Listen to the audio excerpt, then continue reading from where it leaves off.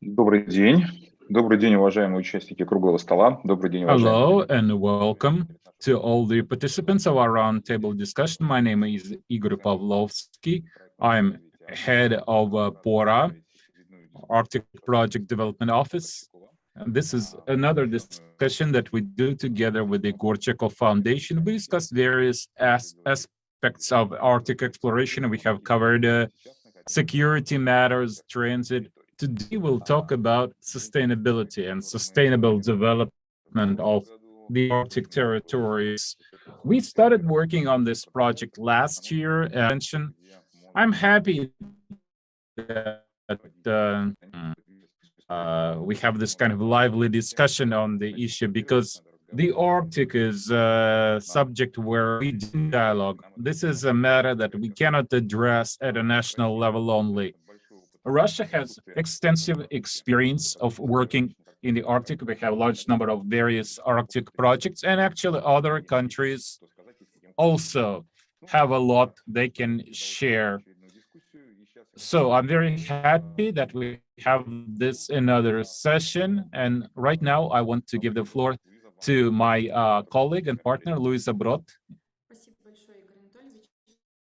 Thank you very much, Mr. Pavlovsky. I'm happy to welcome everybody, our participants and our audience online. Welcome to our discussion. My name is Luiza Brodt. I'm a senior teacher at the Novosibirsk University, and I'm part of the Arctic project as part of Russia's presidency in the Arctic Council. Today we have the fifth session of the Arctic Sessions project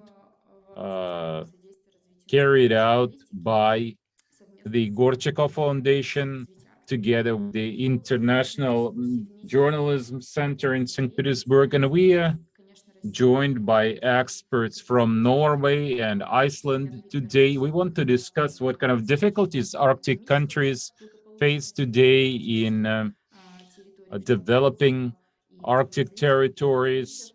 What are the similarities and differences between Arctic states in these matters? Also, matters of environmental responsibilities of companies operating in the Arctic. And one of the things that we would like to discuss is whether members of the Arctic Council could comply with uh, the their environmental goals without cooperation within the Arctic, because we all know that 7 countries have suspended their participation in the Arctic Council activities.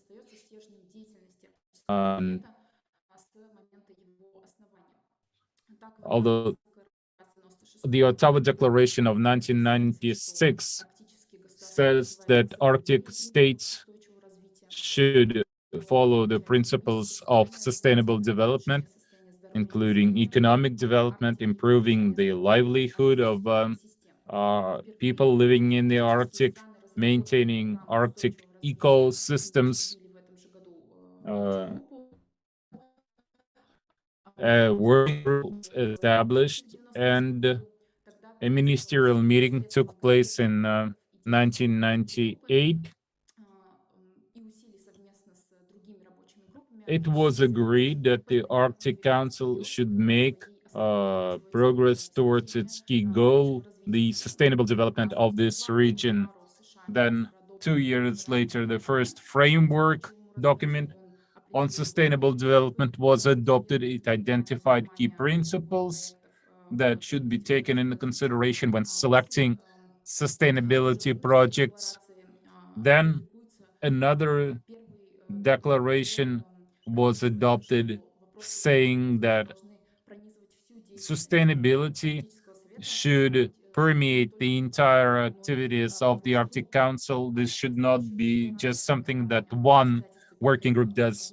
Later on, as presidency in the Arctic asked from country to country, it was the ministers of Arctic countries should strengthen cooperation to further promote sustainable development. So sustainable development plays a key role It encompasses all the activities in the Arctic Council going back to present times. I want to mention that in 2015, the UN presented its 17 sustainable development goals, published its 2030 agenda, which plays the key role for all countries these days, including Arctic countries. In addition to 17 goals, there are specific areas, over 200 of them, to measure progress made toward specific SDGs. So these SDGs are now a new framework for our cooperation. And with Russia's presidency in the Arctic Council, again, sustainable development is one of the priorities. And today, to discuss this matter, is it actually helpful to have this kind of common language, this kind of common framework? I'm referring to the SDGs. Does this really help us to make progress in our common projects, in our working groups? So we will see if we can answer these questions in our discussion today. Before I give the floor to our first speaker, I would like to remind you that we will have 15 minutes per speaker. Please stay within the time. And our first speaker is Professor of Lomonosov University, Nikonorov. Very much. Thank you, Luiza. You mentioned some key points. You mentioned some key facts. Actually, I have been working with the PORA since 2017 together, and we have accomplished a lot for sustainable development. On the one hand, I'm director of the Center for Economic Problems of the Arctic, and at the same time, I'm an expert on sustainable development. So this is well within my wheelhouse. I will show you our key projects in a few seconds.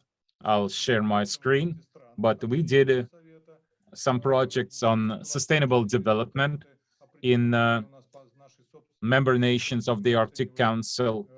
We used our own methodology for a human development index,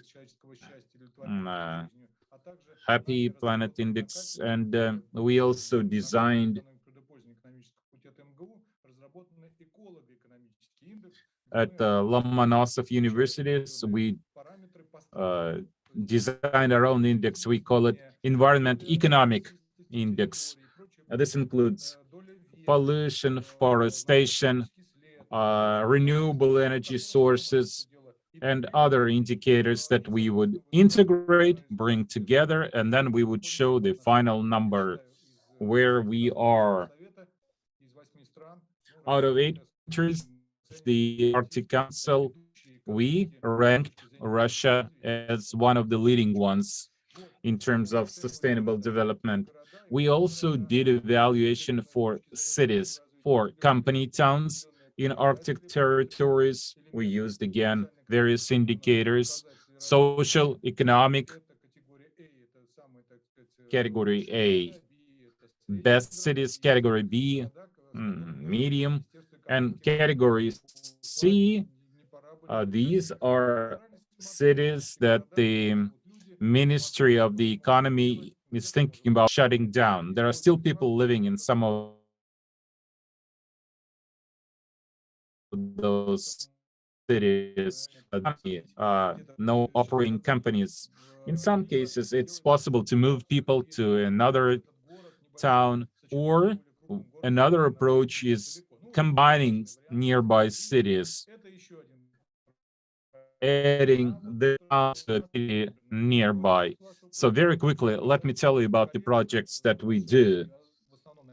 Can you see my slides? Could you please let me know if yes, we can see everything. Okay, I will switch to the slideshow mode, and very quickly, I have 2 decks of slides. Starting with 2017, we started this project. we have sustainability rankings for provinces and companies.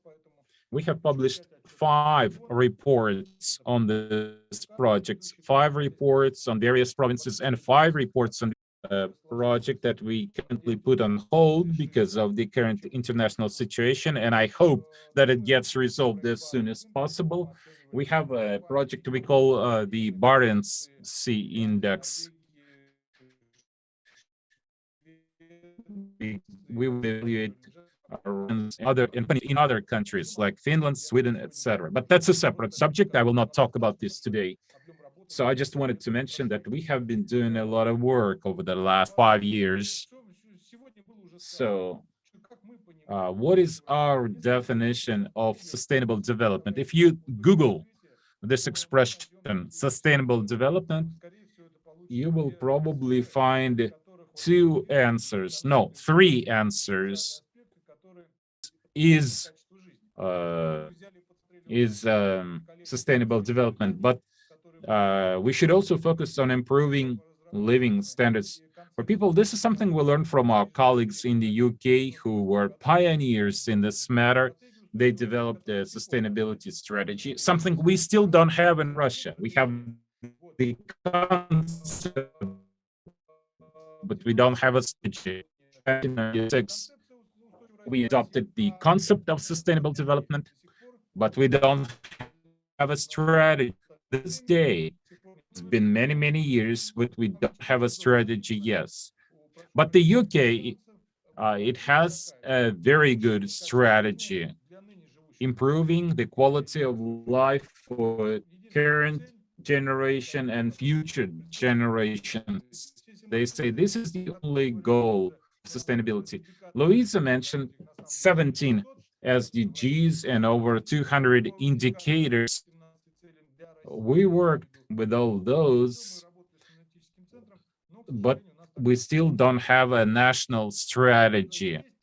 So you can see 2 triads here. Social matter, the top point of this triangle is society. And then other matters are just support. Мы их попытались оценить. Ну вот у нас попалось 9 нефтегазовых компаний в наш расчет, и среди 22, 3 металлургических, нашу выборку, 3 металлургических, 3 нефтехимических. 9 oil and gas companies here, 3 metal companies, 3 petrochemical companies, 2 energy companies, and we used 3 indicators to evaluate these companies.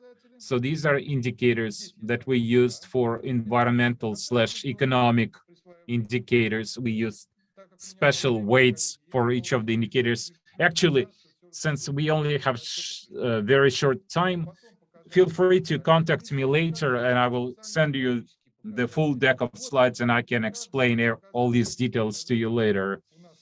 So these are the indicators we used and different weights we assigned to each of the indicators. So we have 8 indicators in each of the sections, and eventually we came up with these numbers. So Norilsk nickel this year is ranked at the top.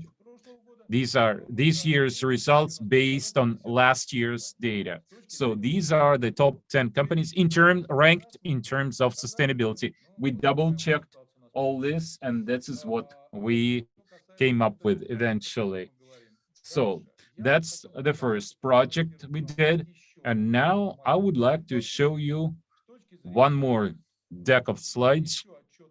I want to show you we haven't published the report yet, but I can give you a foretaste of our results. We reviewed various parts, various areas of the Russian Arctic in terms of sustainability. These are the indicators we used for each of the sections. Environmental/economic indicators. This is the formula we used. I don't want to explain all the methodology to you. It's pretty sophisticated. There are positive and negative indicators. We use different formulas. The positive formula is on top, the negative formula was at the bottom. And this is how we would calculate everything. And then you combine all this data into one number. We use different weights for different indicators, and we compared to see how the situation evolved from 2018 and then 2019, 2020, and 2021. This is the last year we have data for. This is our aggregated table.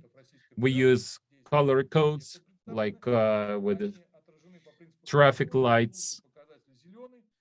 Green means you're doing great, and red means you're doing poorly. So you can see these indicators for various provinces of Russia. So not to overpower you with all the details, I removed all the unnecessary data here. And here in the top right-hand side, you have our overall results.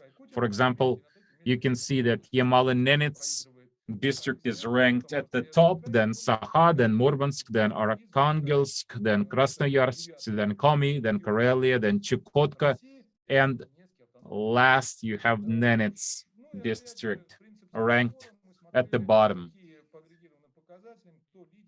And again, we have a color-coded table where you can see which indicators, which provinces do well with what indicators.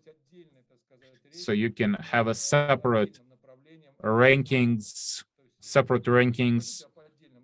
not for sustainability in general, but for specific indicators. And we offered our recommendations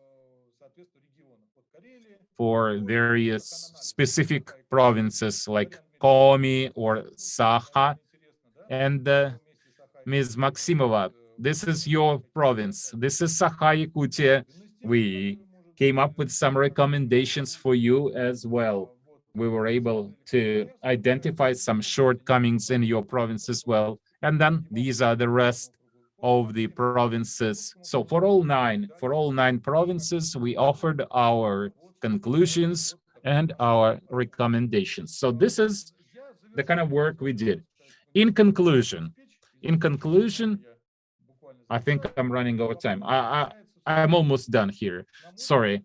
So what I would like to say is, it seems to us that in the current situation where you have all sorts of international difficulties, the macroeconomic situation is difficult, and generally you have a lot of changes taking place. I think given all that, we have to rework and repurpose many of our strategies. This is what we did for Norilsk, for example, together with the PORA, with the Arctic Project Office. We have been designing a new development strategy for the city of Norilsk for the period until 2035. So I think we need to come up with a new strategy. A totally different approach has to be used. We have to use the approach of indicators, the one which Luiza has mentioned, and acting through the SDGs, what we do, how we progress. We take a benchmark, and we look at how we are progressing towards that benchmark. In addition to that, we can use the principle of the development of strategies for these programs, not a SWOT analysis like weaknesses, threats, and strengths, but let us proceed from another approach. So let's have a look at what we expect from 2030, 2040, 2050, with the breakdown by regions and cities. And we proceed from that, whether we are capable of reaching these figures. And sorry for speaking too long. Thank you so much, Sergey, for a very detailed analysis, for a very detailed picture. as how such a research in terms of the student development is being done in Russia. For the Russian Arctic, you have proposed a kind of a rating, and I do think that our listeners and our experts would be keen to find out more, would be glad to get the presentation of the reports. Should we have any questions to every speaker, I think that we can postpone that till the end. And now I would like to pass the floor to English to Halldor Johannsson, Executive Director of Arctic Portal. It's my pleasure to give a floor. The floor is yours, Halldor, and thank you for joining us. Thank you, Luiza. It's a pleasure. Great pleasure to be able to take part in with wonders of technology, of course. I have a presentation about your questions and about the discussion. I think we could have a very fruitful and very long discussion because all the points you raised are extremely important. And of course, the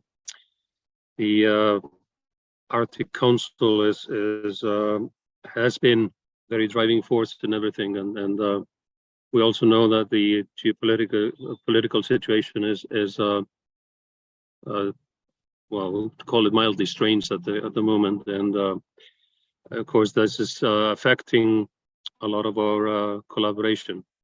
But I want to emphasize, I mean, the collaboration that we have is very much people-based, and the more we know each other, the more we communicate to each other, the more we learn to know each other, the more we break down the barriers, and the better we can cope with whatever situation we're faced with. And it's all about the people. It's about our knowledge. It's about our existence. So let's all remember that. But let me go to my presentation, if I may, and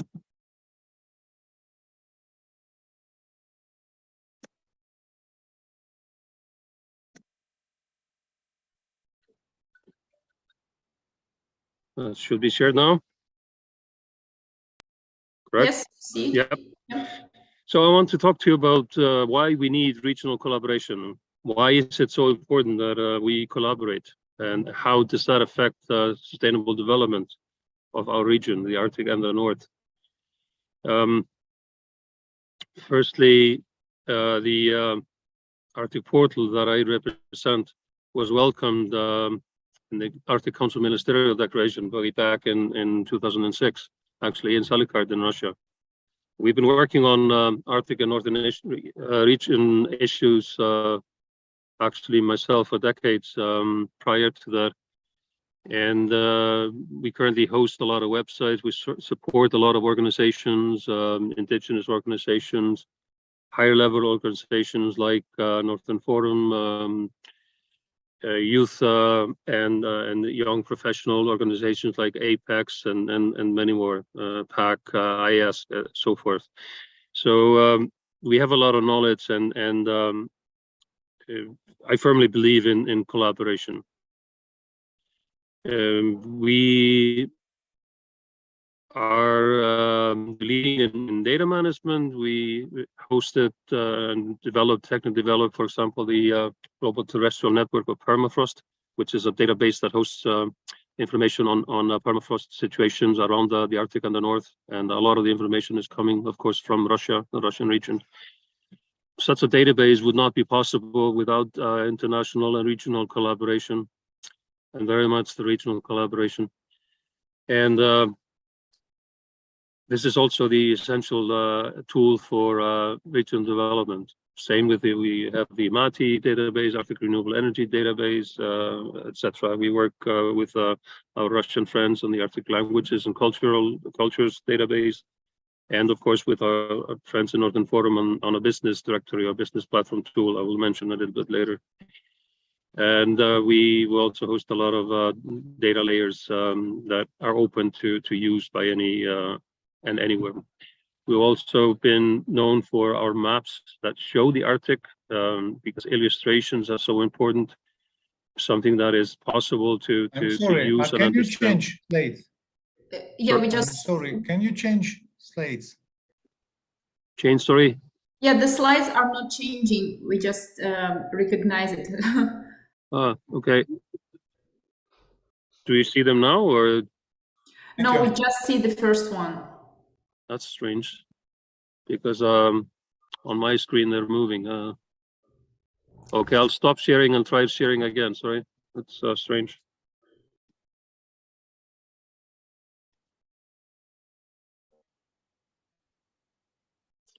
Anyone change now? Yes, now we see the slide, which is current data projects. Okay, did you now see the Arctic portal? Yeah, now it's changing. Great. Okay, sorry. Okay, sorry about that. Something in with wonders of technology. Okay, now you see a map of the Arctic. Yes. Okay, good. We get requests all the time about using those maps, and we made them available for anyone to use, which is very important because outreach about the Arctic and our region is so important. Well, you all know about the Arctic Council, and the Arctic Council has been mentioned. You can see the dark blue are the countries that belong to the Arctic Council. The light gray ones are the ones that are observers to the Arctic Council. And this map basically shows you that approximately 80% of mankind is somehow linked to the Arctic Council, which is incredible, because we have India, China, European countries, North America, all linked to it. And that also shows the interest to the north. And we also know, of course, from all discussions about climate change, economic developments, etc., the importance of the Arctic. But what is the Arctic? I mean, the Arctic definition is a little bit vague. And when we talk about Arctic, for example, in Russia, only parts of Russia are designated as the Arctic, whereas most of Russia has northern climate, let's say a link, because what happens in the Arctic affects most of Russia. It happens also in places like Canada and of course in northern Sweden, Finland. So the Arctic definition is a little bit vague. I think we should more discuss about the northern definition and how those who are actually being affected by the Arctic. But this map shows sort of the different terms of definition for the Arctic region. Personally, I prefer to talk about the north. We also know that this region has incredible resources. It's oil and gas. It's also fishing. Increasingly tourism. Shows some of the resources in the Arctic, and a lot of it, of course, is in Russian territory, as well as unexplored opportunities in Greenland, which has made Greenland more and more politically interesting to many in the last years. And then, of course, with climate change, it's the opening of shipping opportunities. These are going to affect our Arctic and the North incredibly in the decades to come. And it also opened up opportunities for exploring resources, for example, in Yamal region. And these are incredibly important opportunities because they also link to other opportunities, both explorations, exploitations, and also tourism. So I have had the pleasure for many years to work with the Northern Forum, and I am considered the regional director within the Northern Forum, focusing on sort of the European Scandinavian part. And this map shows you the regions that are currently members of the Northern Forum. The Northern Forum last year celebrated its 30th year of existence. We need regional collaboration because we need to, in a way, open the opportunities, open our blinders a bit. We needed to secure cooperation. We needed to support long-term approaches, because at international level, the approaches tend to be 4 years maybe. At regional level, I'm a planner in background, and we're taught to think at least 20 years. And that's what we need, because all projects that we look at, implementation time, especially in modern times, with increased awareness about environmental protection, environmental impact assessments, etc., they take 6 to 10 years to implement. So we need long-term approaches to be able to support the infrastructure we need in our region, to support developments in education, in healthcare, etc. So we need, by increasing the regional cooperation, I firmly believe that we can increase knowledge, and this helps responsible decision making. So how do we interpret that? This is not my triangle, but my square. And I think from previous speaker talked about the sustainable development being a triangle. I think it's more like a circle, in my opinion. And it's many circles in a way. In the center, we have people and societies, because this is all about us. We need to be there in the center. And then we have science, because we need to know what's going on. We need to be able to invent, and etc. We have business that links to the science. And the center of all of this, the outer circle, is cultural education, because culture and business and science all integrates.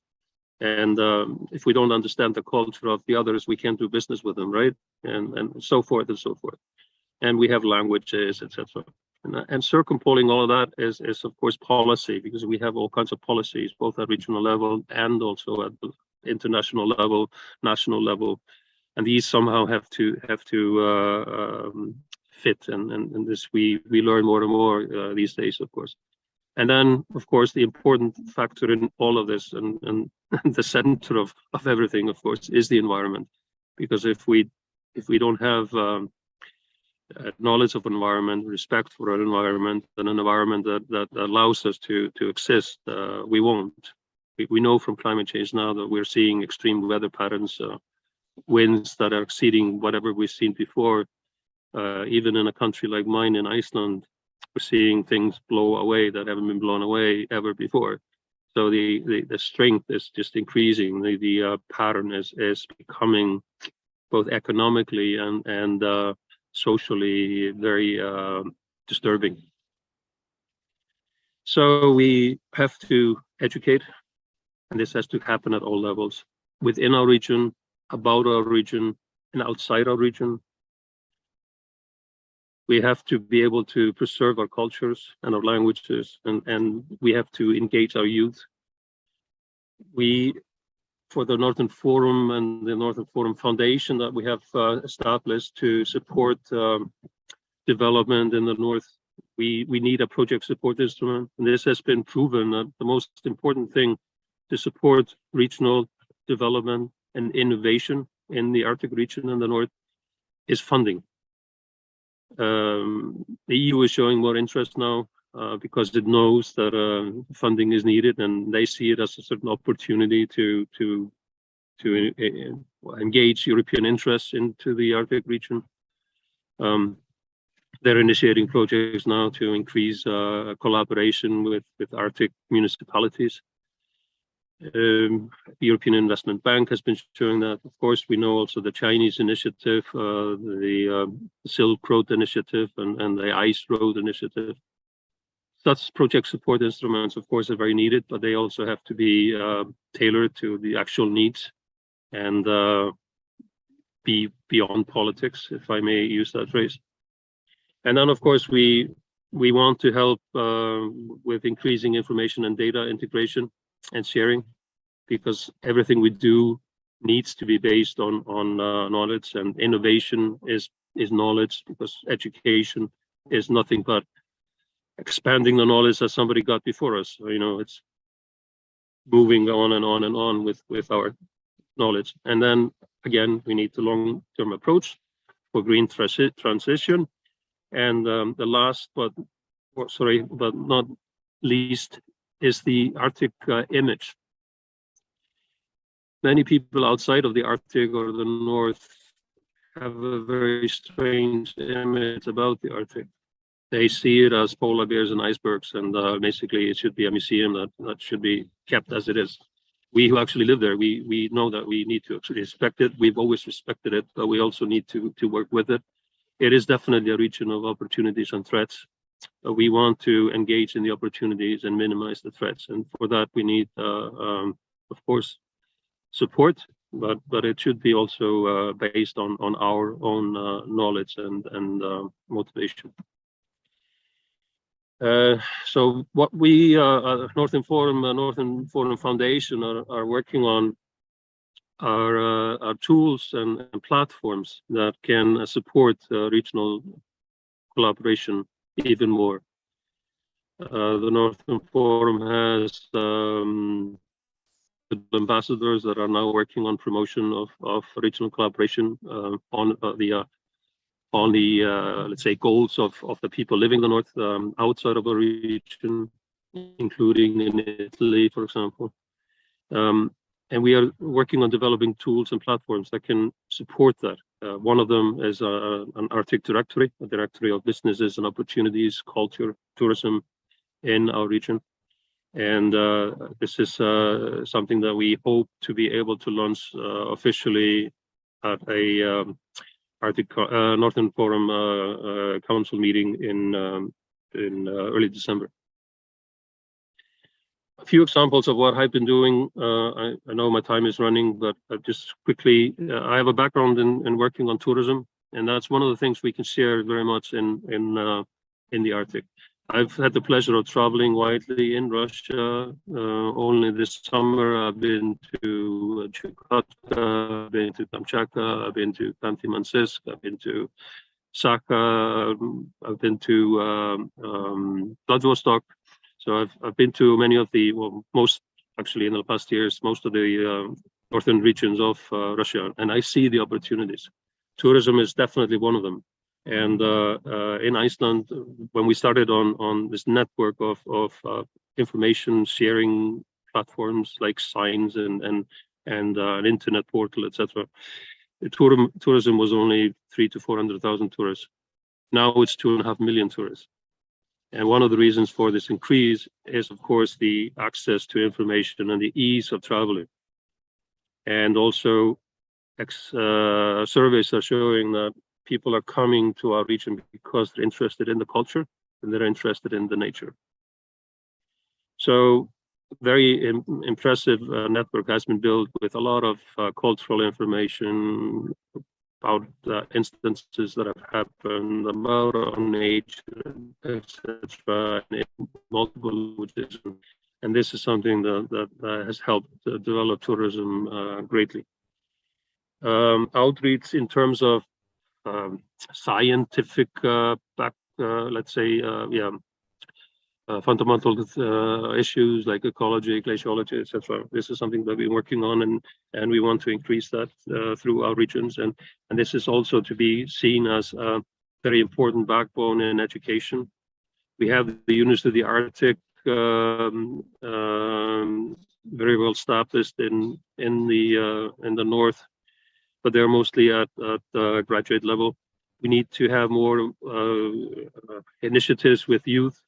We have been working on a project called UArctic, which was funded by the EU, but again, with such projects, they're usually not long term, so it was only a 3-year project, but there's a lot of material there that can be used and is important. I've also had the pleasure of mentoring in many projects, including in Korea, and I can see the interest from the outside. And also I've been in China, and we've been working on this platform Polarpedia, which is in multiple languages, because language is a certain barrier, and we should not forget that. So we need to work with that. And this project, for example, has Russian, and it also has Albanian and Serbian and Romanian. And we saw when we introduced those languages that the usage went up, because the user need was definitely there to be considered in a language. On different platforms, so I'll go quickly now. But one more thing that we've been working on is collaboration on an international level, reaching down to a regional level. I've been working a lot with the Chinese Polar Institute, and we built a research station in Iceland. This is now triggering into the regional networks, and there's going to be an outreach center, and it will be run by the locals, and there will be educational programs linked to that. And I see that as a great opportunity, and a spin-off of that now is a platform for educating students similar to the UArctic, and based on that knowledge, of course. Something we call I Discover, and this is something we have been discussing also with my friends in Russia, because there's a lot of interest from youth in the south to come to the north to learn firsthand how this happens and how things happen, how we live, how nature works, etc. And this opens up and takes away the blinders again, and then supports further, let's say, youth and their adults, etc., to learn and to break down the barriers for increased collaboration. This also includes citizen science, and we're hoping that we can introduce such a project, for example, in Saka, to help citizens work with scientists, for example, on monitoring the permafrost, which is very important. And then lastly, projects that have started and I hope will continue in the future, and we want to support through funding mechanisms with the Northern Forum Foundation. It's for example examples on fishing and fishing products, energy and tourism, and outreach. Iceland, especially northern Iceland, have a lot of fishing companies, and the development of fishing has been exceptional. It's basically holding our economy afloat, and when we've had economic crisis in the past, it's the fishing that has kept us alive. And through tourism, the mechanism has changed because tourism increases flights to the country and increases transportation opportunities. So now the fishing industry is using those opportunities to send fish or sell fish at very high value directly to market. There's a huge opportunity in the Far East of Russia, especially in fishing opportunities, also in tourism. And a lot of the knowledge, a lot of the experience that has been gained in Iceland, both good and bad, can be implemented in that region to support. And that's an example of a project that I hope the Northern Forum can really help make a difference with. So I'm sorry that I know I passed my time, but this is such an important topic, and there's so many opportunities that we can discuss.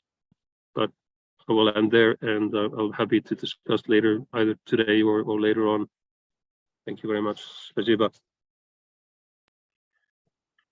Thank you very much, Halldor, for your presentation and listing precise projects, so many projects you're working on. And I totally agree with you that collaboration based on the people and people-to-people connection. And I think it's more needed than ever for today's reality where we are now. And I think my colleagues also support my opinion that the Arctic portal is doing a really great job, because as a teacher of Arctic issues at the university, I wanted to say thank you, because it's a great set of maps and open access data and everything. So it's really helpful, I think, for Arctic states educators, teachers, and also from non-Arctic states. So thank you very much again. And we are moving. Thank you. Yeah, thank you. We are moving now to the next speaker, Andrey Mineev. Andrey Anatolyevich Mineev, научный сотрудник business. Andrey Mineev is the senior fellow from the business school of North University in Norway. Thank you, Luiza. Can you hear me?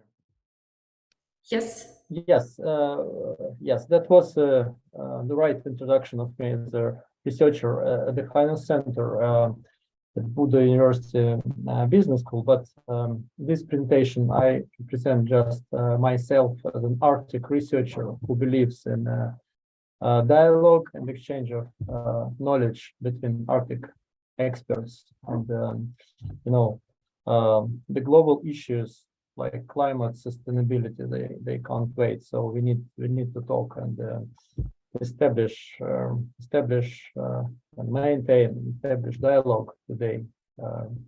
If if we don't do it today. So tomorrow it may be too late, because all you know that the relationships and links between Russia and the West are breaking. So I know only few people from the western part of the Arctic. I mean, scientists who are able to communicate this with Russia. So some people are, they don't know how to do it because of sanctions. It's not possible to cooperate at the level of institutions and organizations, but still it's possible to cooperate at the level of people, the researchers. But some people are confused. They don't know how to do it. Some people are afraid of connecting to Russia these days. So the situation is really dramatic, and the institutions, international institutions like Arctic Council and many other international institutions, they're not working today, and we don't know if they will survive. So maybe new institutions will be established. We don't know. But anyway, I'm here to share some research knowledge about the Arctic. Let me share my screen with a small presentation.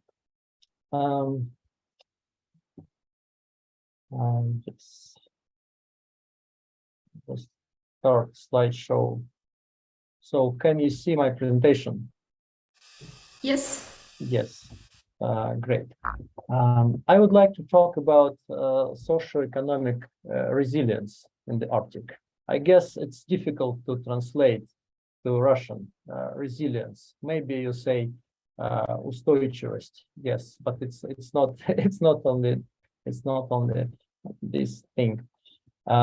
Resilience, it comes from the Latin word resilere, which means ability to bounce back. Normally, it was used in mechanical science, natural science. It's sort of capacity to react to shock. So and to come back to the previous state of the art. But later that term was further developed and extended to economic and social sciences. And today it's not only this ability to bounce back, it's I will just jump to the concept. So it's three things at the same time. When it comes to socioeconomic systems, it's three things at the same time. It's persistence, adaptability, and transformation. Persistence is like resistance or ability to cope with challenges and any kind of shocks. When it comes to adaptability, it's about flexibility, sort of learning capacity to adapt to changes. And transformation, it's capacity to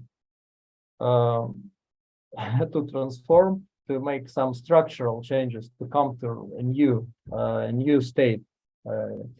So it's very difficult, maybe the most difficult one is transformative capacity.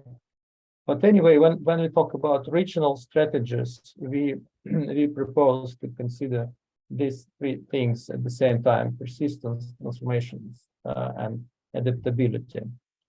The results I'm sharing today are from project Business Index North, which we ran since 2016. It's also about metrics, indicators of the Arctic. It was very interesting to listen to the presentation by Professor Nikonorov earlier today, and Professor Nikonorov told us about his approach and PORA approach to measure sustainability, looking at plenty of indicators, and they try to combine them in this concept of sustainability. We also tried different approaches to Arctic indicators, like learning by doing, and we issued many reports. And in this report I'm talking about today, we wanted to present quite a limited set of Arctic indicators.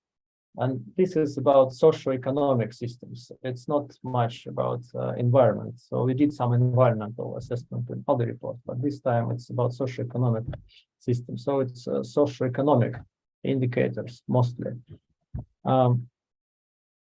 This is the map of the regions which we studied in the report.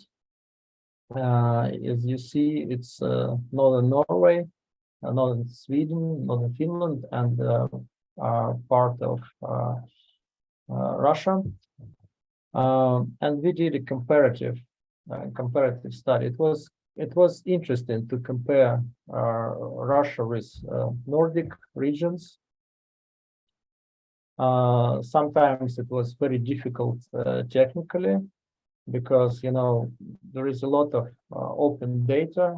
Still, there is open data from the statistics offices, but there are different ways of measuring things, different standards, and some data is available in the Nordics, but not available in Russia, and vice versa, and even differences between statistics in the Nordic countries. So that was quite a feasible technical challenge as well when it comes to data availability and comparability of statistics. Anyway, when it comes to socioeconomic resilience, as I said, we divided to 3 parts. This is based on review of the scientific literature. We have one professor who studied a lot of literature, and then he told us, yes, I found this a concept. It's about 3 things: adaptability, persistence, and transformation. So we started to looking for indicators, and I will present some general results of our measurement. First, let's take persistence capacity. Persistence is about stability of the demographic system and economic development. We included 3 indicators. Community stability. Community stability is percent of people living in municipalities with population growth. As you know, in the Arctic there is a challenge mostly everywhere. There are some larger cities, many of them are doing quite well, but there are some rural areas, small, remote, small towns, rural areas where the situation is challenging. And then we considered all the municipalities, not just general demographic numbers, but the municipality, and looked, at the demographic situation, and we found out that, for example, in Nordic countries, well, in Norway and in Finland, it's like that. There are some larger cities which are developing, but while they are developing, so smaller ones, they are declining in terms of demography. For example, in northern Norway, it's 25% of people living in very small towns, less and municipalities less than 5,000 inhabitants each, and in those places the demographic situation is not stable. When it comes to Finland, in 50% of northern population are living in municipalities with declining population. In Sweden, it was much better. So mostly it was growing population, also in small places. Swedes are very good at attracting new people, foreigners. It's something to learn from northern Sweden, how to attract people to the Arctic. When it comes to Russia, the situation was worse in many places. Population is declining, also in some larger towns as well. So this indicator, community stability, is about that. It's a balance between larger and smaller towns in the Arctic. The next one was long-term economic growth. We consider it trend, more than 10 years trend. It's important when you study resilience to have long-term trends and historical data, because in the history you have different challenges, shocks like drops in oil price or pandemic, whatever, and it's important to see how the economy is reacting and recovering. So it's a study of long-term trends. We looked at gross value added at regional level, and also poverty indicator. It's a relative poverty indicator, so percent of population at risk of poverty. On the graph, I present index with equal weights, these three indicators on the scale from 1 to 10. And you can see that when it comes to persistence, it's Troms and Finnmark and Nordland in northern Norway. They're doing better than others, and also northern Sweden, Västerbotten, Norrbotten are doing quite okay. Finland and Russia are worse than Norway and Sweden in this respect. But Yamal-Nenets is the best among the Russian regions. We studied this indicator. The next one is adaptability capacity index. Adaptability is about opportunities for people. For example, attractiveness. The indicator is net migration trend. Also, we studied long-term trends. Net migration, it's quite easy to measure from the statistics. It shows us basically if people want to live in the region or not. Job creation, it's about long-term development in employment. It's also available in the statistics. So if the region able to generate new jobs or not. And also education level of people. We measured level of high education, share of people with high education among the population. In this respect, if we combine these three indicators as adaptability capacity index, again, using equal weights, we can see that Västerbotten and Norrbotten and northern Sweden are the best. And yeah, they managed to generate new jobs and attract people. And they also have quite developed universities, and the level of high education among the population is quite high. You can see that Russian regions score are lower, much lower than the Nordic. It's difficult to compete with Nordic countries on socio-economic indicators. Most countries of the world would look. Most places in the world would look much worse. So, but anyway, it shows that when we do this international benchmarks, it's way to go. It's important to do some international comparisons. And the Nordic countries, they have very high standard of regional development. It's good to compare to the to the best. Just to know that there are other places where we can learn something and compare. So that's why this comparative approach. And finally, transformative capacity index. This is maybe the most difficult thing, but anyway, we mean that both transformation, adaptability, and persistence, all three are important at the same time. But transformative capacity, this is about knowledge and innovation. We found out that knowledge-intensive services are very weakly developed, mostly everywhere, except the region of North Ostrobotnia in northern Finland. It's problem for the whole Arctic, I think. So share of jobs in knowledge-intensive services is very low. It's lower than national averages. What we mean by knowledge-intensive services? It's services in real estate, professional services, scientific and technical companies, administrative companies, IT, financial services. It's for people. It's for creative people who work with their brains, for intellectuals, and definitely critical mass of intellectuals is lacking in the Arctic regions.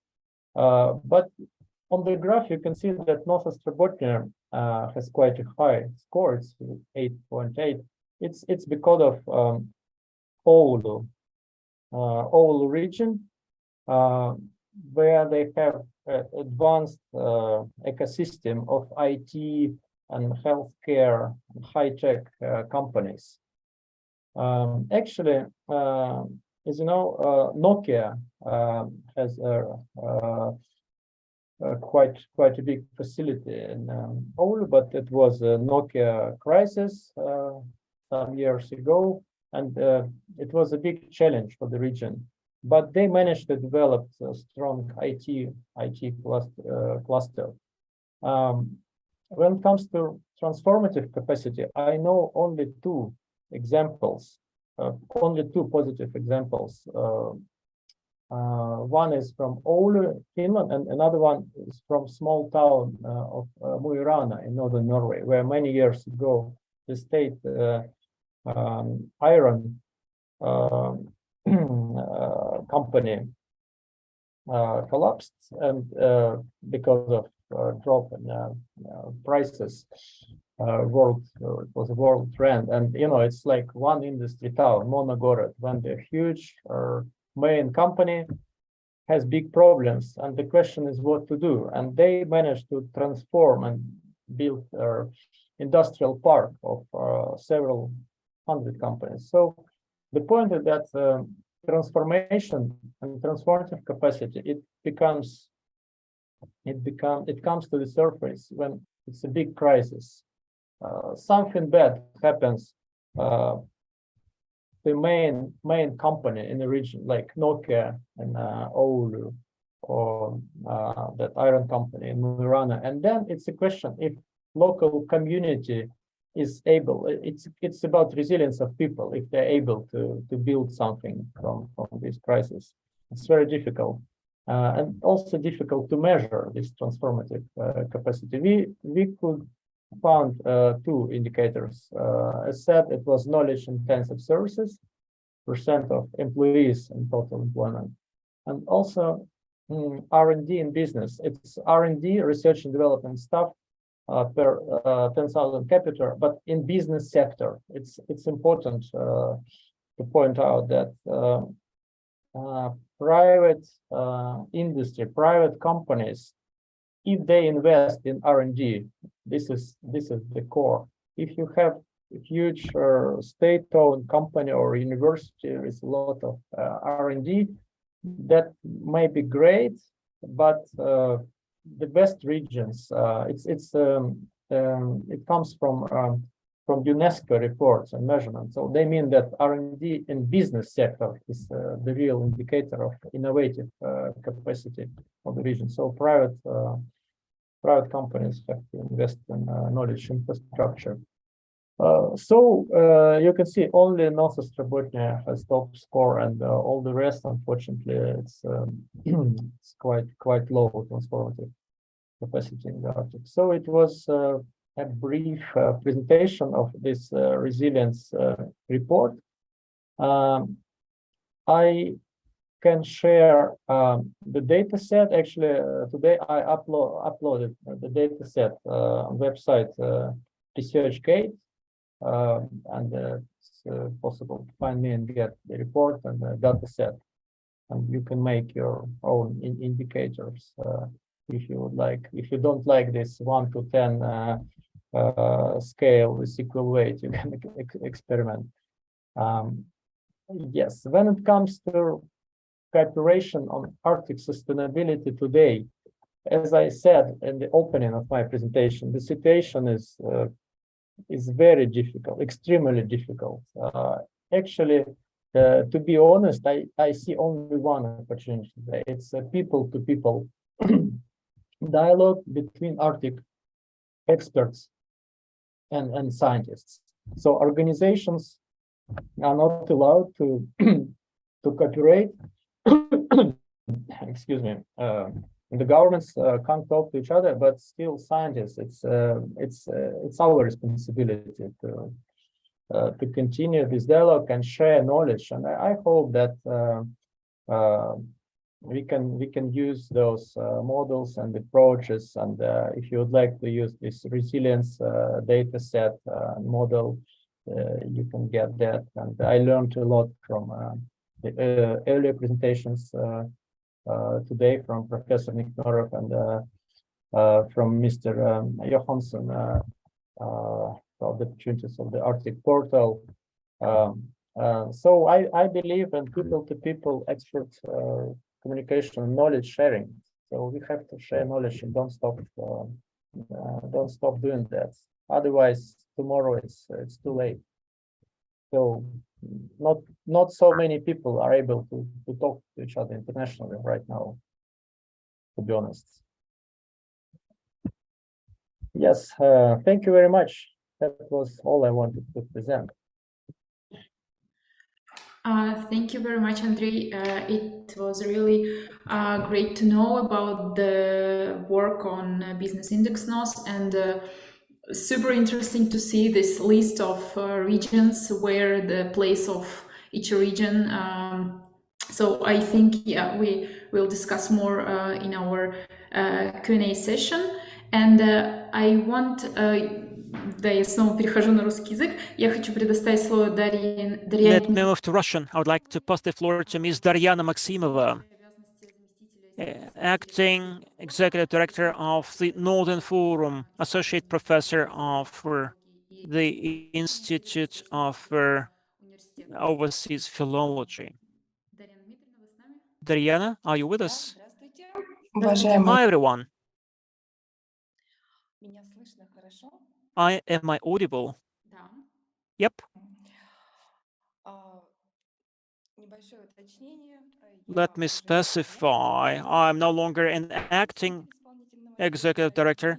I'm a deputy executive director, but I'm an acting head of the chair of international relations in the Northeastern Federal University.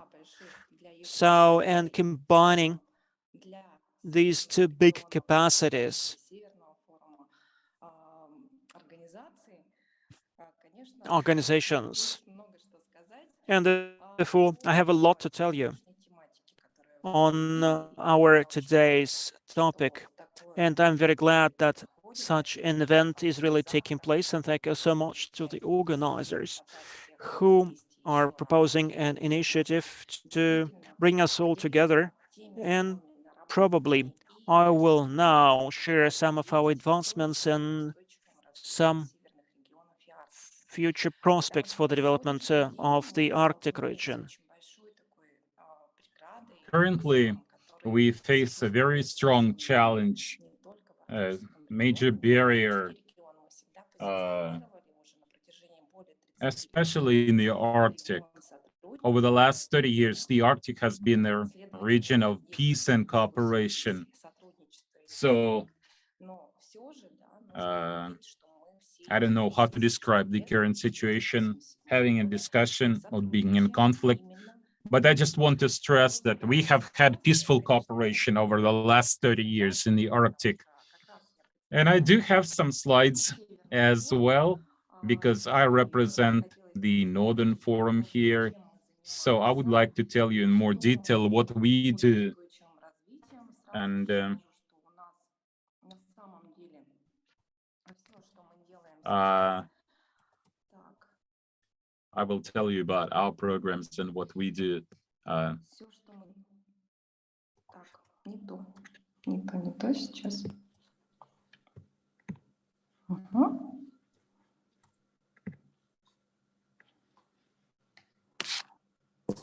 Сижу с двух механизмов. Just a second, I used two devices here, so I got confused a little bit.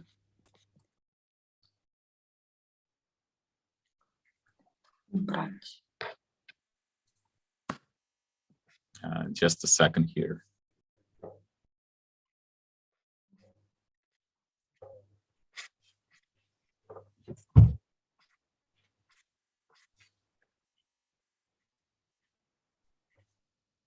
Видно ли мою презентацию? Да, мы все Can видим. you see my slides? Yes, we can see everything. Okay, great. So let me tell you first about the Northern Forum. This is the first international organization. It was created in 1991. It was Alaska's initiative. The governor of Alaska, Walter Hickel, came up with the idea.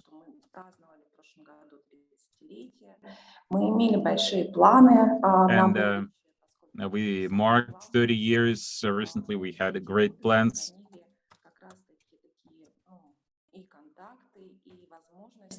And we do have contacts, and we can represent Northern Territories as an observer in the Arctic Council, which is the #1 platform. So the Northern Forum is an observer party with the Arctic Council, and it was created back in 1991. You can see the list of the territories here, their icons.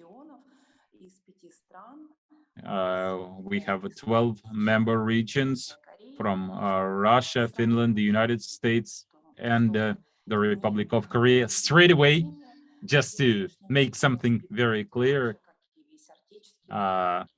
like the rest of the Arctic, we are facing certain difficulties today, and all the foreign regions which are part of our organization, they have decided to suspend their participation. In other words, they did not withdraw from the Northern Forum. They're still members, they're still present, but they just suspended their participation.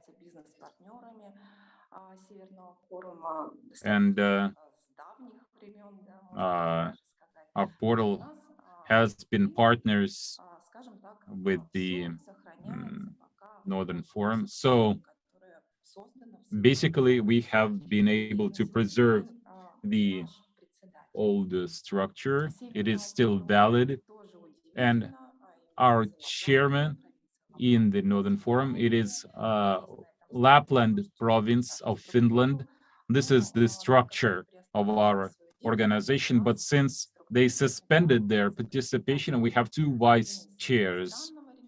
One is foreign, and another one is Russian. It's Nenets Autonomous District. So we can continue our operations because of that. Unlike the Arctic Council, unlike the Barents Sea Council, we were able to, stabilize our situation. Since we have the Nenets Autonomous District as our vice chair, we were able to continue with our operations.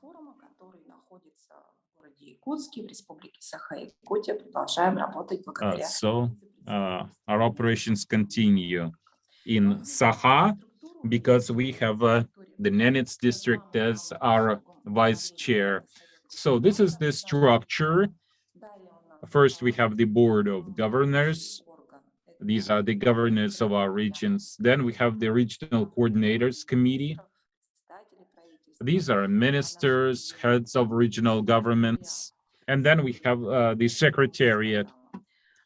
I actually mentioned secretariat earlier. Then we have a number of working groups There is a working group for sustainable development for the North and the Arctic. That's part of our mission. Since 1991, this has been part of our mission.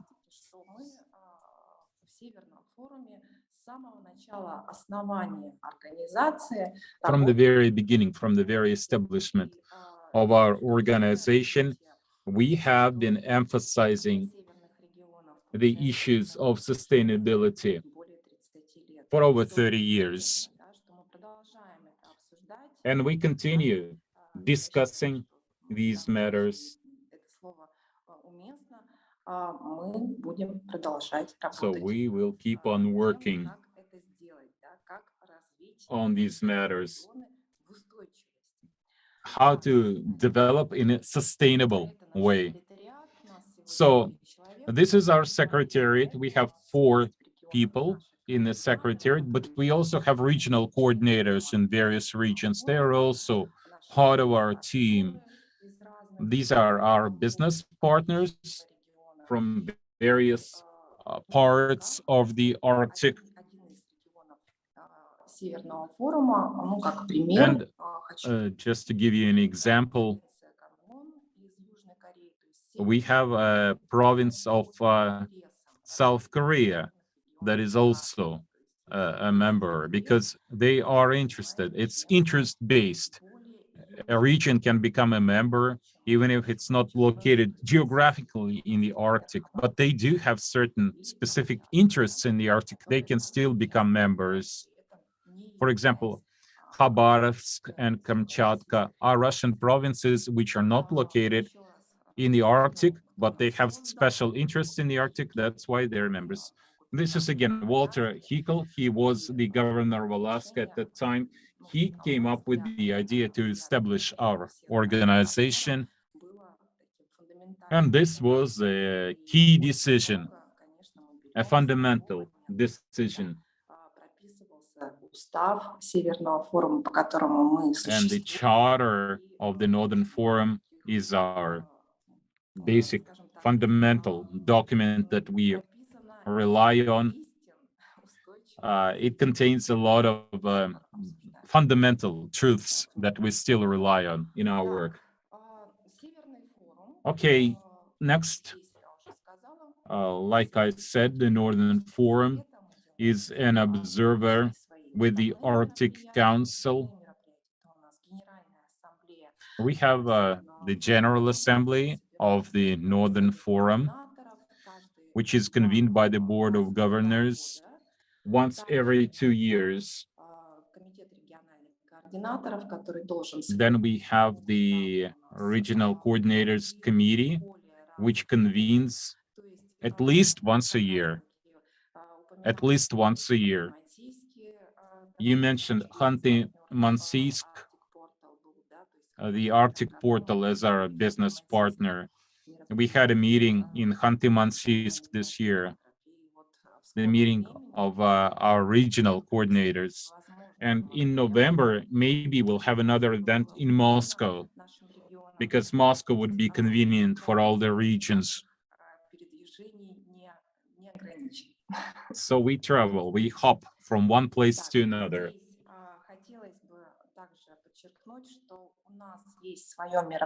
Okay, we have our own event. It's called the Northern Forum for Sustainability. It was initiated by the 2 organizations I work for, the Northern Forum and the Northeastern Federal University. So it takes place in Yakutsk. It has been taking place since 2019. Usually it's in September, and we planned to have it this year as well, but because of the current difficulties, because of the difficult situation our country is in right now, we decided to move this forum to November. It will happen between November 28th and December 1st. And what previous speakers mentioned is extremely important. It is important for experts to continue communicating. So the Northern Forum for Sustainability brings together not only government officials, but first and foremost, experts, scientists, researchers who can present the results of their studies and also help create some startups at our platform. Okay, next.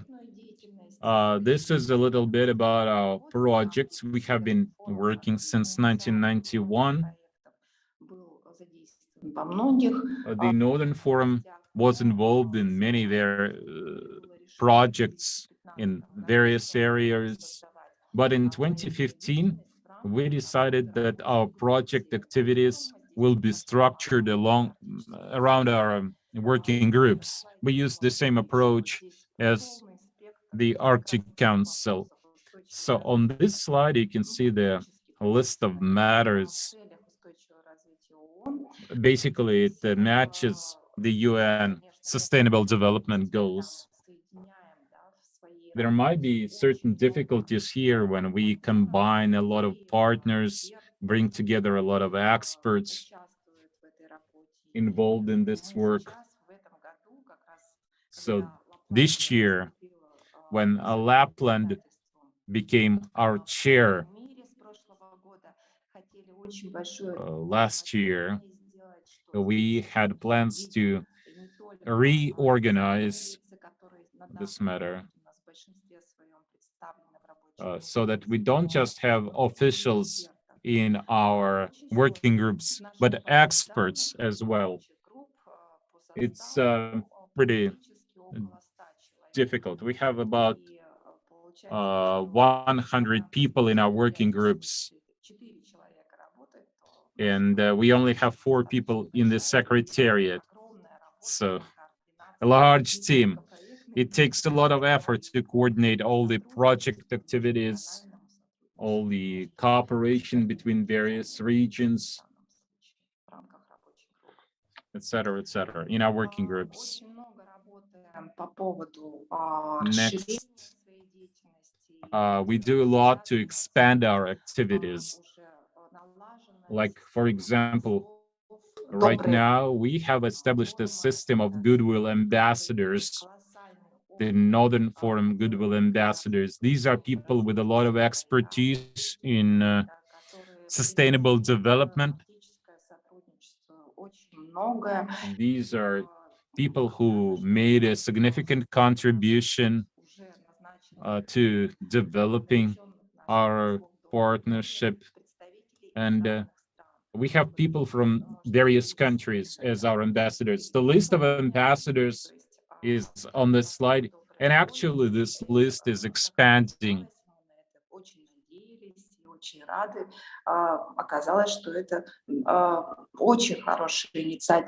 This proved to be a very good initiative, and people are really interested in acting as ambassadors for Arctic cooperation. Okay, next, the next slide shows you what the Northern Forum Foundation is. It was created to a large extent by the Arctic portal. Halldor worked with our secretariat, with Vladimir Vasilyev. This foundation was set up after a lot of discussions in the Northern Forum. Last year, regions had a very heated discussion whether we really need this, and it actually proved to be a working organ. It works quite well. We have a lot of hopes, a lot of expectations for the Northern Forum Foundations. We receive annual contributions, but this is not enough to develop our project activities. So we really look forward to this foundation. We think that the foundation will bring together bring in funds required for the sustainable development of our member regions. And of course, our member regions will be our top priority for our project activities, because there are other regions who want to come in as observers, and we tell them we don't have observers in our organizations. If you want to have access to funds, if you want to be part of our project activities, you should become a full member, not just an observer. So the situation is getting better. The situation is improving. There is quite a number of new regions interested in becoming full members. So you may see it in the news pretty soon that the number of our members will increase from 12 regions to more. And we also have, on the next slide, Northern Youth Forum. They have their own logo. The Northern Youth Forum is coordinated by me. I represent the Secretariat. And we also have the chairman of the Northern Youth Forum, Sarina Alexeyeva. And we really hope that the Northern Youth Forum will be similar to the Northern Forum itself, that they will have their own regional coordinators. But this initiative is not limited to member regions only. And we really do our best to make this an effective and influential institution for the young people of Arctic territories. We focus on youth startups for young people in the Arctic. And we already see a lot of interest, at least before we had this situation, which started this year. We had the Northern Youth Network, which covers the United States, Russia, of course. Alexandra Ponomaryova is vice chairman of the youth network. It all depends on activists, experts, young people coordinating together. And we think that this will all work despite all the difficulties. Because this is what the Arctic needs. We have our development strategy for the period until 2030. But this year, it is not shown in this slide, but I want to say that we made some adjustments. And as of today, in Khanty-Mansiysk, we had a meeting in June with the regional coordinators, and we adopted a concept for the Northern Forum development. We say that the Northern Forum could actually bring together the Arctic and Asia. And this was a very important decision we made during the last few months in our current crisis situation.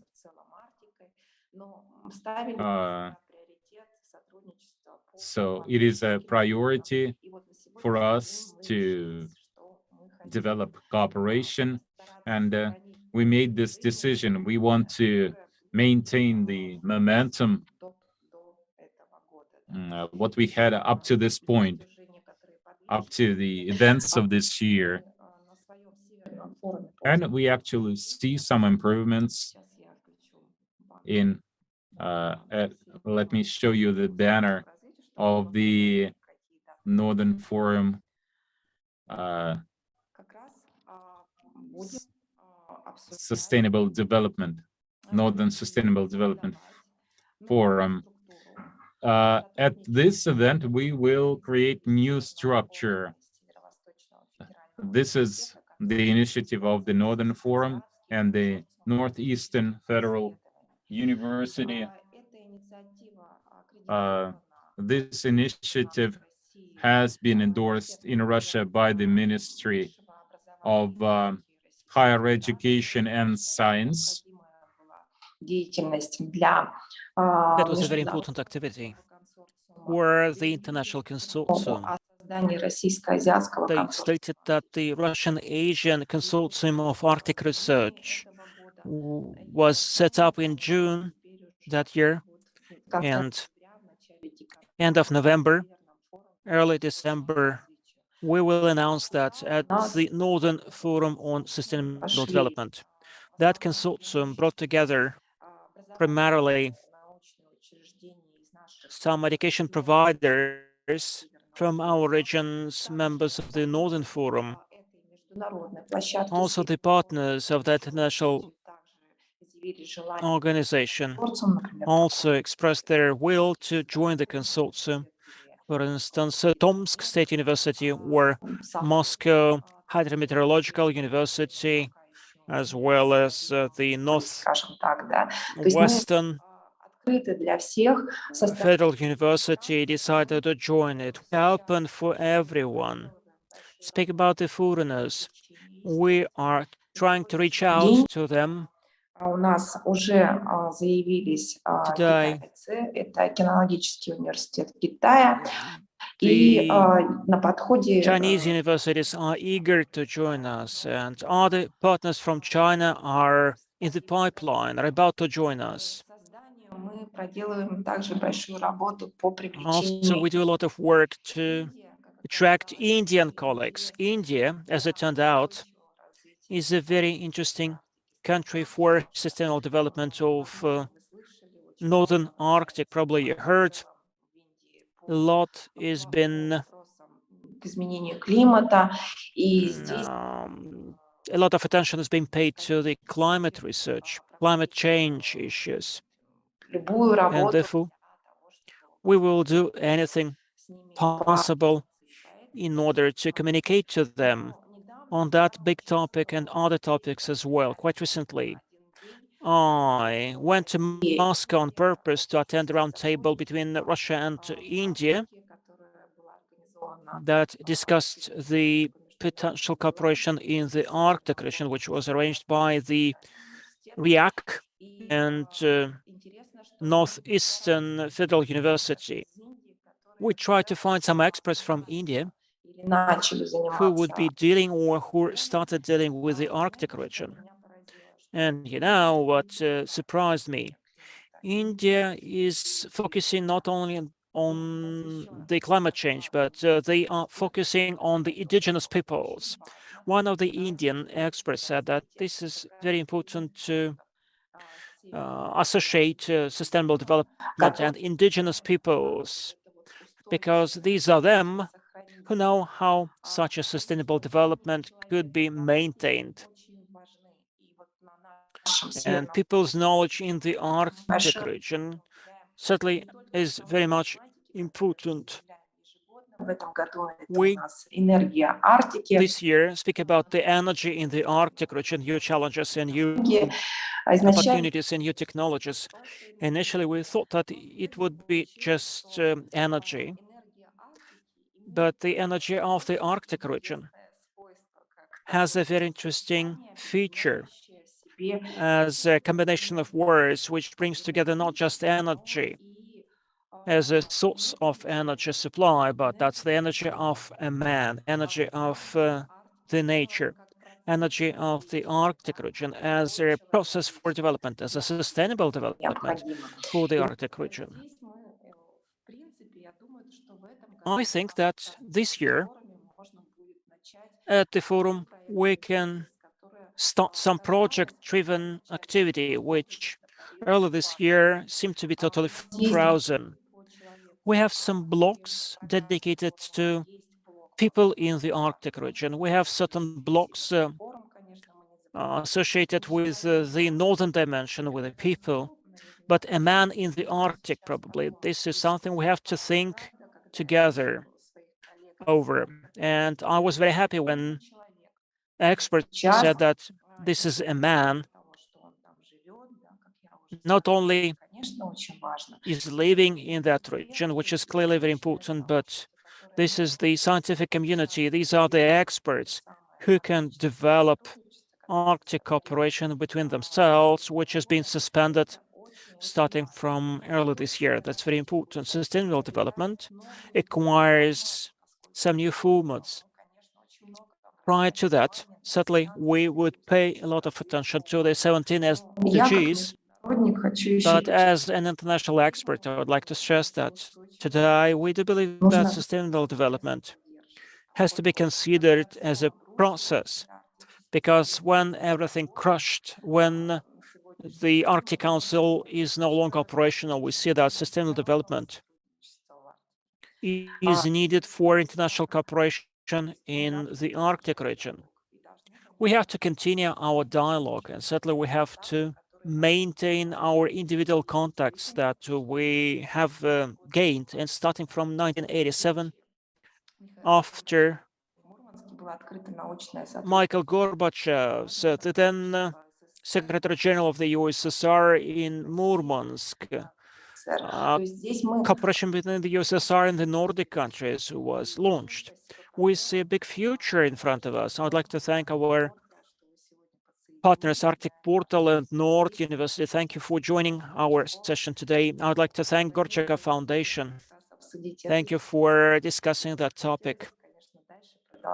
And certainly, I would be keen to continue that cooperation, moving at the same pace, becoming conductors for state-of-the-art projects in the Arctic region. Thank you so much.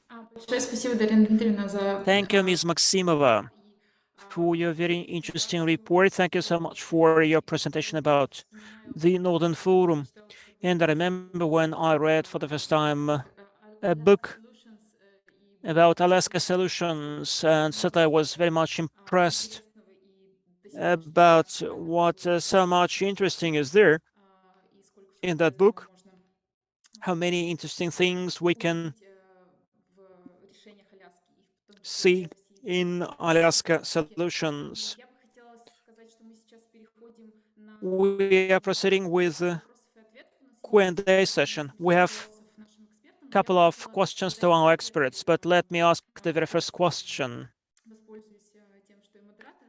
Taking advantage of my role of a moderator. Mr. Nikonorov, you mentioned the new benchmark that we can develop and probably that we have to develop for the new reality, for the new understanding of sustainable development of the Russian Arctic.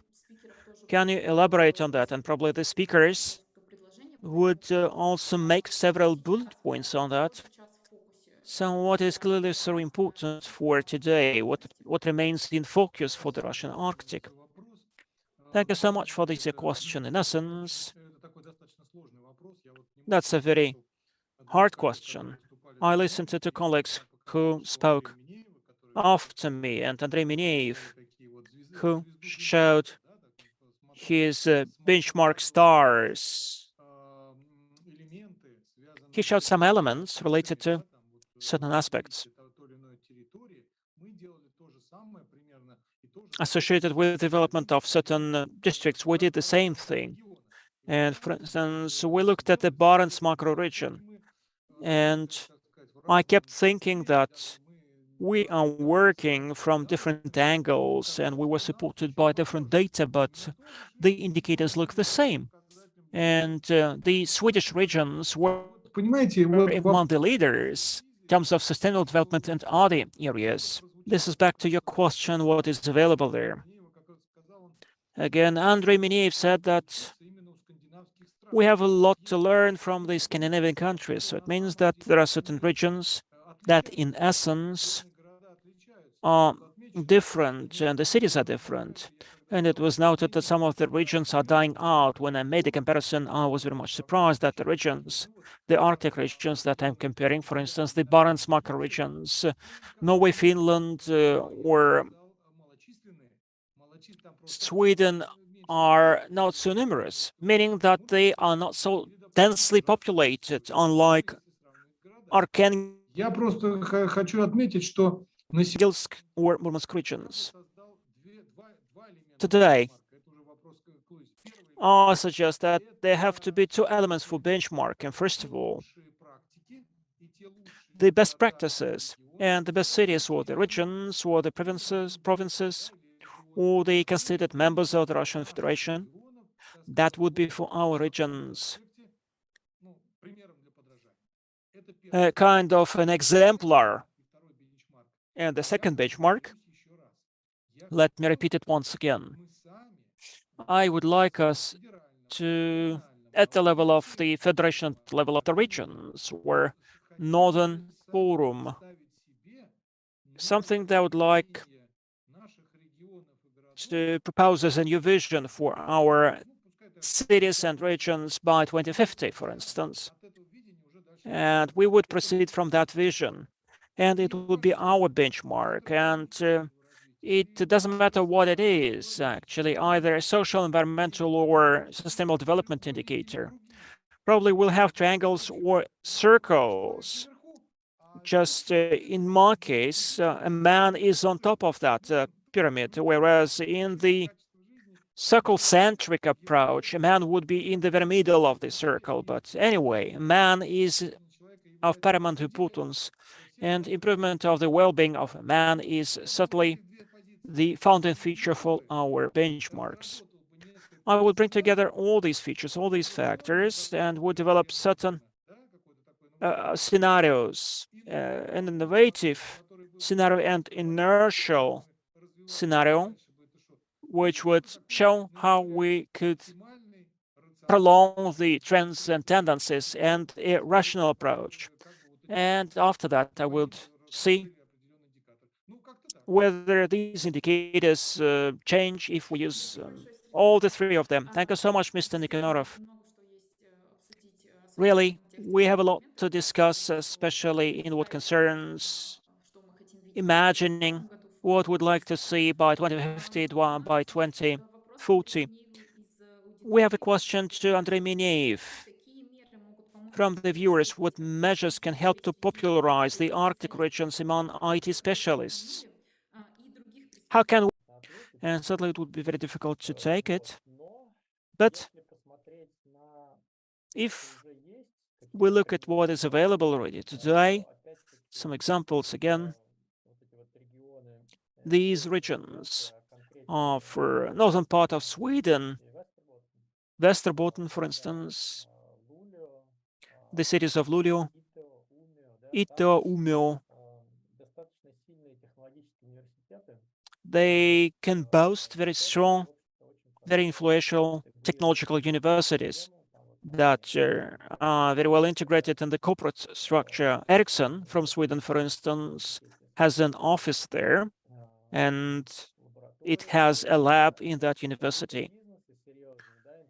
Once certain serious businesses are integrated with the local universities, certain startups would be mushrooming. Big technological universities would somehow get connected with the major universities, and it would result in startups and business incubators. Investments are needed that would go along the lines of the circular economy, robotics. So these are the areas which might be popular.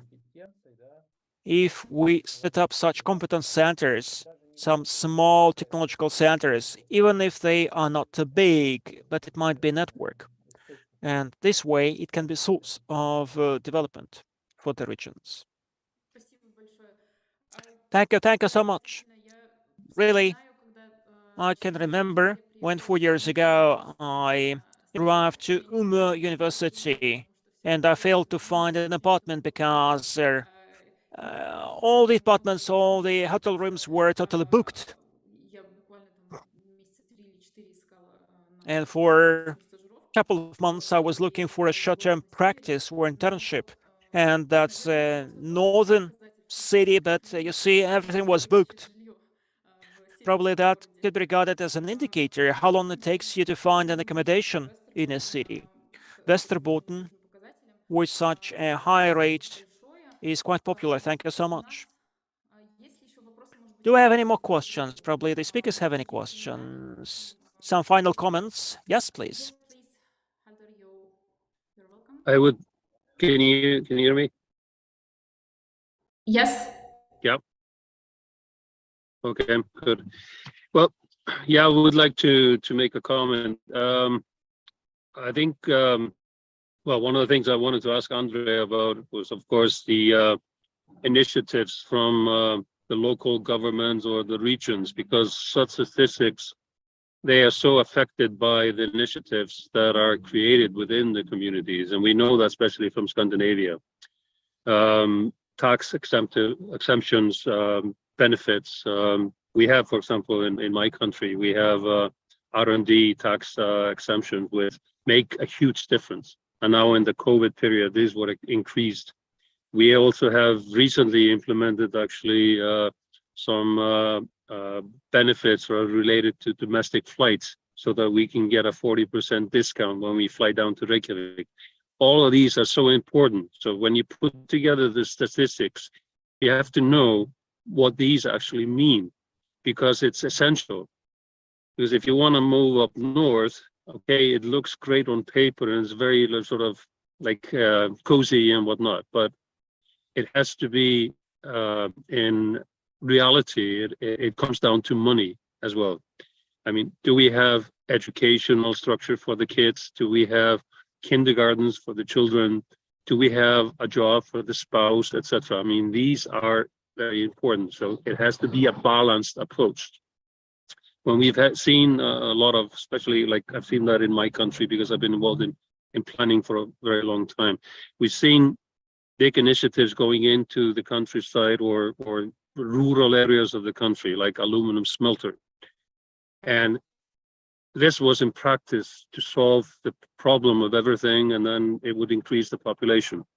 What happened? Well, these were men, not only, but mostly jobs. So they started competing with the other jobs in the fishing industry. So the population growth was zero. It actually meant that there was a change in the industry, the fishing industry, and some of the companies relocated to a different region because there was not like compensation from the regions or the government to really support other developments. So my thinking is we have to look at it from a bigger angle. And that's incredibly important. I've been to, I was to the Vladivostok Economic Forum, and I was looking at some of the numbers from the fishing industry. I went between the pavilions and looking at some of the basic information they were providing. And there are huge, huge opportunities in the fishing industry in Far Eastern Russia, because most of it is actually sold at a very low price because the production at home is very limited. In Iceland, we've seen this turn around. In Norway, I mean, it's completely turned around. And they've also managed to market the salmon in Norway as the best salmon in the world. However they did that, I don't understand, but yeah, they did it. So they're getting the best prices. They're on the shelves everywhere, even in China, even in Russia. The salmon from Norway is considered better than the salmon from Kamchatka, which is ridiculous. Seriously, when you think about it. I mean, why is that? It's marketing, it's image, and it's also production, and it's knowledge within the business. So if we can help transfer this knowledge and build it up, it's a long-term approach, but the economy in the Far East could be so different. So I think it's very important to learn from what we've heard today, and then also take in, okay, how can this be actually implemented into policy tools that can support? Thank you.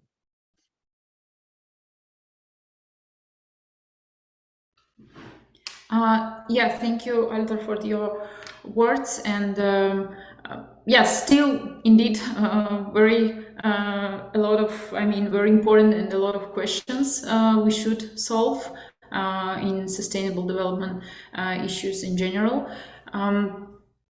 Если у нас еще комментарии и... Okay, any further comments? Any further questions? Maybe experts have questions for one another. We've been online for almost 2 hours. Okay, I would like to thank all of our participants, all of our panelists. Thank you very much for your time. Thank you for joining this discussion. I think it was very productive. We discussed a number of important issues. So it is clear that we should continue working, continue cooperating, looking for all possible and impossible ways to work together internationally, interregionally. And I know that in Yakutsk, it's already past midnight.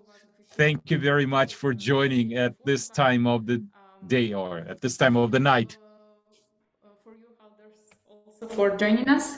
Мы завершаем на сегодня. Большое спасибо и надеюсь увидимся. So I think we'll stop here. Thank you very much, and I hope to see you again many times in the future. And the interpreters. We thank the interpreters as well. So thank you and bye-bye. Have a nice rest of the day, rest of the evening. And like I said, I'm willing to share my slides, and I would like to have slides from others as well. Okay, we will take care of that. We will work with Pora, and we will share all the slides because I want to study all the slides as well. Thank you very much. Bye-bye. Thank you all. It's been a pleasure. And again, Thank you. let's keep in contact. It's important. Extremely important. Thank you. Договорились. Это обязательно. Thank you very much. Okay. Bye-bye. Thanks. Bye-bye. Bye-bye.